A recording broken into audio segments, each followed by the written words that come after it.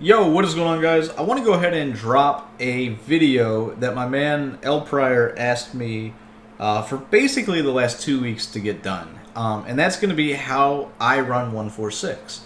And I run 146 a little bit different than most. And that's the reason I actually decided to do this breakdown, is because I feel like I can help you guys out with things that are different than what's already out there.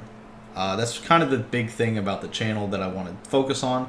I don't really want to break down the same stuff other people are breaking down. That doesn't help you guys. That doesn't help me grow the channel.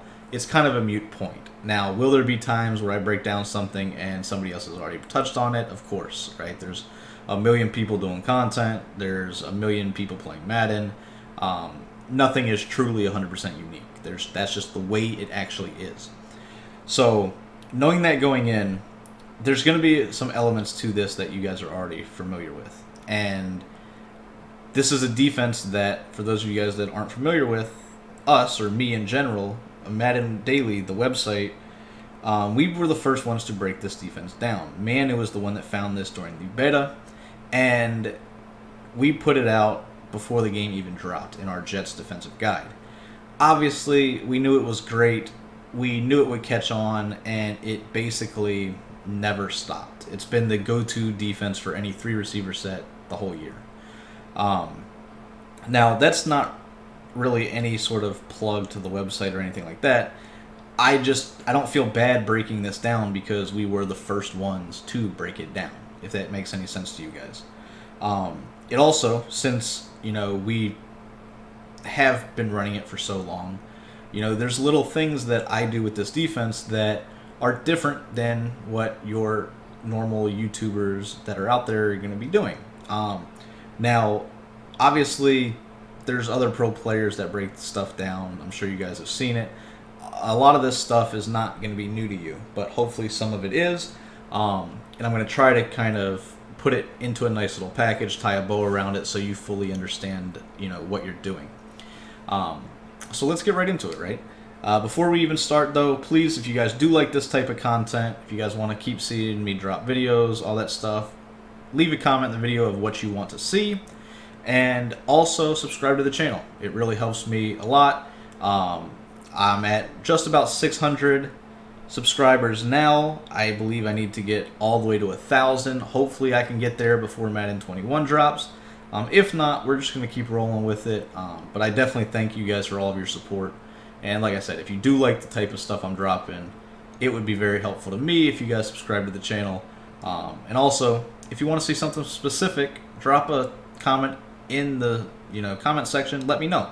I'll be able to chat with you guys, hopefully help you guys out in that sense as well.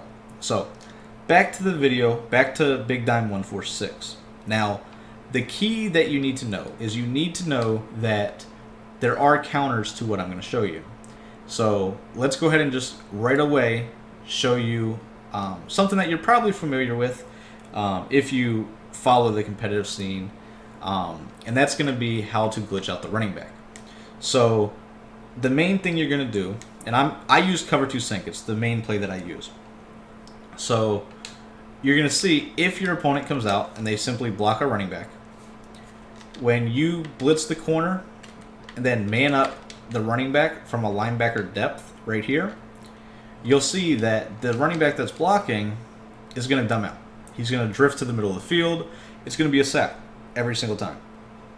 Now, as I mentioned, there's counters to this, and one of the counters is to put your cursor over the running back before you hike the ball. It doesn't seem like it's that hard to do, but throughout the course of the game, having to remember to set up your play, motion somebody, and then quickly get back to that running back, it's a huge pain to deal with. So I make this mistake a ton myself, to where I will just forget to click on that running back to make him not dumb out.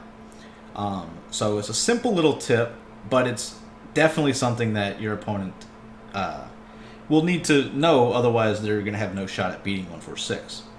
Now, the other thing is going to be the blocking on default passing plays, and obviously not all blocking, because that would be too simple. But if you take a look at the play bunch trail, you see how the running back at the bottom of the screen he blocks directly ahead. He doesn't block to the left like he does in flanker drive. And if you take a look at a play action play like PA post, he blocks to the right. So the subtle little differences right there will change how you can pick this up. Obviously, if your running back is blocking to the right, he stands no shot at picking up a corner blitzing from the left. Now, theoretically, the blocking that's default to the left should pick this up, but it doesn't. Not consistently, at least. And that's kind of an annoying thing about the game. But, however, if you find blocking like you do in Bunch Trail, that's going to pick up the corner coming in free 99% of the time. You will not be able to dumb out that running back. So that is a direct counter to what I just showed you. So I'm going to go ahead and try to get a clip of that real quick. And if it doesn't work, I'm just going to move on because you guys will just have to take my word on it. But we're going to go ahead, move the guy in, man him up. There we go. Simple, same thing that we were doing. You see right here, he basically just picks him right up. You can step up in the pocket and make your reads. Pretty simple, right? Now that direct counter to the 146 makes blitzing at a 146 a little bit different. Now, the thing that I believe is the biggest key to 146 is having a power specialist or a pass rush elite at your defensive tackle spot. So that is why in Mutt, I use a defensive lineman or defensive end in Myles Garrett as one of my rushers. And then I also use Lawrence Taylor, who's a linebacker. I have to have a defensive tackle that if I want to trigger some of these crazy blitzes, I need the ability to isolate that guy on the center to where he can just basically push him over and kill all the counters to blitzes like this at a 146. So when you're running this type of defensive scheme, you're looking mainly at teams like the Chiefs, the Rams, the Bengals, the Eagles. Like I said, you need a pass rush elite or a power specialist to completely maximize this defensive scheme. Now, let's get into the way I set audibles, because I do set audibles for this defense, and it's not something that I typically do. I typically call one defense and roll with it. It's the way that I like to play, and I adjust my coverage behind it. But this is one of the rare instances in which I do like to set my audibles. So you'll see my audibles are going to pop up on the screen. I set up this way, and there's a purpose to it.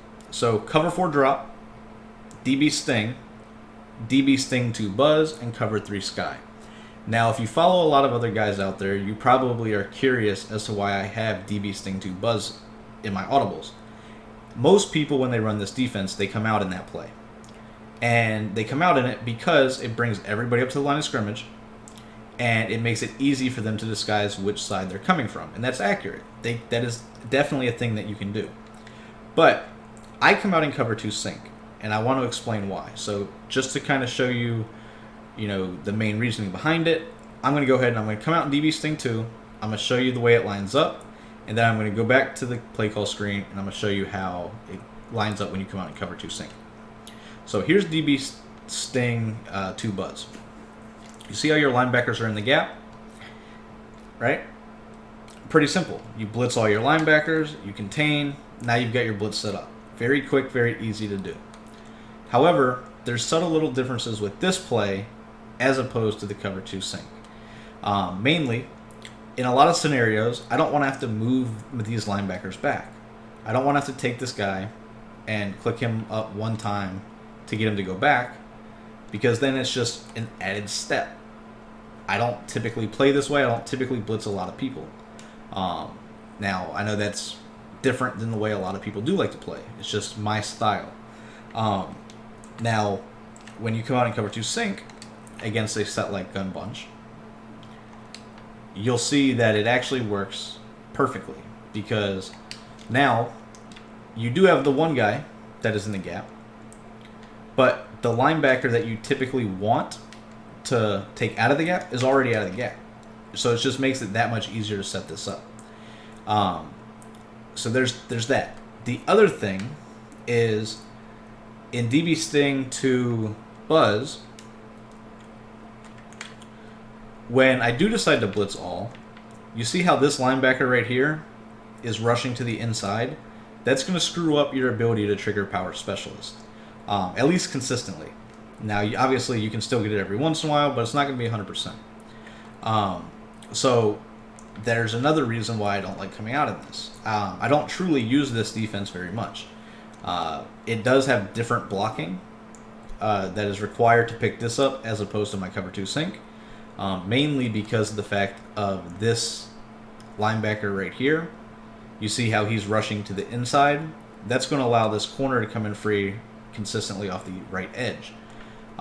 Yet in cover 2 sink, you'll see, even with the same type of look, if I blitz this corner over here, you see now he's taking an outward rush angle. And this is key because one of the adjustments that I like to do is, instead of blitzing this guy and moving him in, I actually blitz him and move him out. And it doesn't look like much, but what it does is it changes to where this guy is on the contain and this guy is blitzing. So if they were to try to roll out this direction, they would have a hard time because they're not going to be cut blocking the correct person.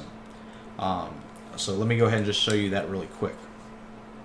Right, so typically it would look like this, right? You would cut block the defensive, or the corner that would be coming in free. Let me just click off of him. You'll see, boom, right there. But because of that, the outside guy gets great leverage. Let me go ahead back to the instant replay. Now, I blitzed off the left, so I got that guy coming in free. And I actually screwed it up because the linebacker wasn't in the gap to the right. So let's go ahead and do this again. So I'm going to flip the play. Right? So if we blitz all of our linebackers here, move this guy, just move him out one click, it looks like this. Now, if they were to max protect, try to roll out to this right-hand side, you'll see you can't, right? And it's all because of the cover 2 sink, as opposed to the DB's thing 2 buzz. By us trying to cut block and roll out that direction, what happens is with this linebacker or defensive end on the contain, basically with us not cutting him, we're never going to be able to get to the outside of him, or at least not very consistently. But also, it tricks the O-line into allowing this linebacker right here to come untouched up the middle.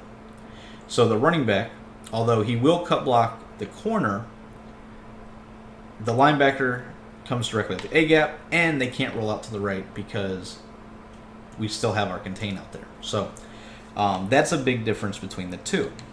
Now, let's go ahead and kind of backtrack a little bit, right? So if I want to bring just a 4-man rush, I want to go ahead and just run DB's thing because, or excuse me, I want to just run cover 2 sink. And it's because they're not going to be able to pick it up with any sort of consistency right here. Now, I talked about this corner coming in free already by us using the man-up trick. But what I want to talk about is how you can maximize that. And you maximize it by crashing your defensive line down. And what it does is it's basically going to almost always guarantee that you trigger this power specialist.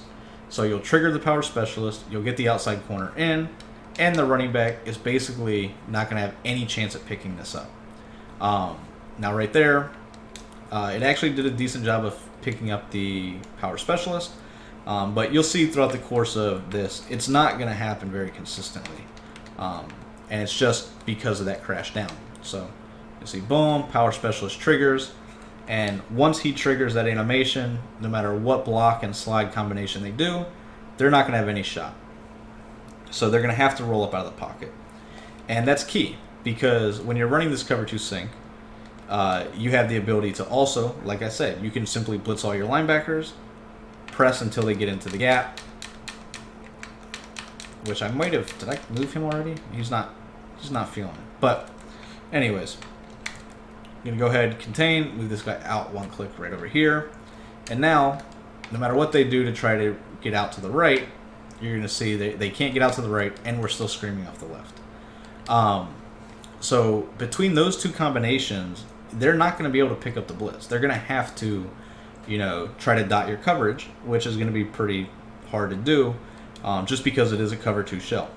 Now, you can use cover 3 sky, and a lot of people will mix up cover 3 sky basically because it blitzes off the opposite side. The problem with that is, as you saw, it brings this linebacker into the gap. And this is something I don't really like. So I would move this guy back, do that, and then you would just blitz that linebacker right there, QB contain. Now, when I'm running cover 3, I bring this guy down. This is going to be the guy that I play with right here. And more times than not, you're going to get the corner to come free off that right-hand side. That time we got 2 people in free. Trying to think of what else I can talk about. I don't run this a ton unless I'm facing trips tight end. Trips tight end's different, and I'm going to get into that here in a second. But DB Sting 2 Buzz are basically the same thing. DB Sting, you can set it up just like I showed you already. Now, the one thing I like to do when I do run DB Sting, which is the man version, I like to go ahead and put the outside thirds out here. So you can see I'm outside thirding both my outside guys. Safety is in the deep zone. But basically, I like to take the user that's manned up on the tight end, and I like to blitz him and stand directly over top of this guy right here. What this does is it basically forces their tight end and their running back to pinch, which is going to allow both those corners to come in more times than not. So you'll see right here, got that. I'm also going to crash down to trigger power specialist. And whenever I do that, you'll see like you're just going to get people to come in. There's basically no way to truly pick that up. You're going to get great sheds. You're going to get corners coming in free. You're going to get the power specialist coming in free. This is essentially the 4-6 or the 3-4 bear when you're running DB Sting. This is a great blitz against your tight offset tight ends, things like that, to where you basically are sending pressure that they can't pick up no matter what they do. So that's what I use those 2 for. Now, cover 4 drop is another thing I like to do.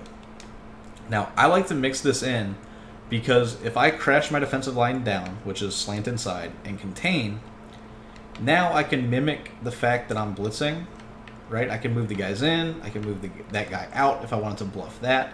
But basically, I'm going to trigger power specialist more times than not. And right there, you saw we triggered it, the running back actually cut blocked him. But you will see in the course of a game, the running back very rarely will cut block or even attempt to block the guy that triggers power specialist. So if they start quick passing, doing anything like that, this is going to be the perfect counter to it. Because A, you're not blitzing anybody. You're essentially rushing 3 people. And you're going to be triggering power specialist, which is going to come directly up the middle of the field every single time. And the main reason this works is because they can't, in this scheme, double team the defensive tackle. And that's what really makes this so dominant, because normally you would just double team the defensive tackle and there's nothing they'd be able to do. However, you can't do that, because if you double team the defensive tackle, now you're getting screamed at from both sides, and there's no way to pick it up while doing so. So there's that. Now, let's talk about the last thing that I do, and it's going to be the manual rush. A lot of people don't manual rush at a 1-4-6, and I'm not sure why. So, as I mentioned, I like running this cover 2 sync. I like setting it up like this right here to where I would man that guy up. Now, the other thing I like to do is I like to re-blitz this linebacker right here on this edge. I like to take this middle linebacker and I like to put him into a hard flat. Now, what's going to happen is I'm going to be able to go ahead and manually rush around this right edge while also getting the unblocked pressure from the left. So even if they were to say max protect, right? You see, boom, max protect, you can roll out. Now, Hitchens obviously is not fast, and the corner's going to come in faster than I can actually get right here. But I did break this down out of my 3-3-5 to the point where if you wanted to watch it, you can. Now, you can go ahead, and I'm going to try to not let the running back dumb out. We'll see if it actually works. But basically what you want to do is you just want to user this guy, stand where he's at, and then you just want to rush around the edge. So you'll see, boom, you rush around the edge, and you get the sack. Now, in Mutt, that's crazy because that guy you're rushing is basically 99 speed. In regs, you know, obviously it's probably not as good, but it's still something that they can't block, right? I mean, they're going to really struggle to block you while also blocking essentially a 3-man rush to the left. So, once again, all you want to do, crash your defensive line down, contain.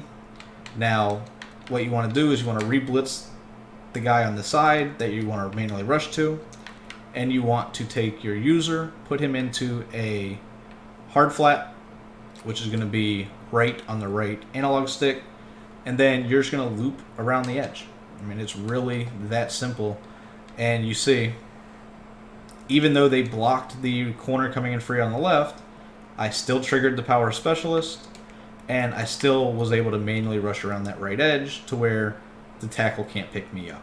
So with this 5-man rush, right, I'm getting 3 people in free. And if you can mix up a 4-man rush that's pretty damn impossible to block in combination with this where you're only rushing one more person, it's basically going to make it to where your opponent has to play perfect offense. And the way this game is, it's so hard to do so consistently. So that is why I think this scheme is so dominant. And you can do this out of basically, it's in most 3-4 books. Green Bay, I think, is the best. A lot of people use Miami. A lot of people use the Jets. So that's my take on this, guys. I hope you guys do enjoy it. If you want to see more stuff like this, you want to see my take on other popular schemes, let me know. It's something I'll definitely, take a look at for you guys. So like I said, hope you guys enjoy it. If you did, please drop a comment. Let me know what you thought. Subscribe to the channel. It definitely helps me out a lot. And with that said, I'll catch you guys in the next video.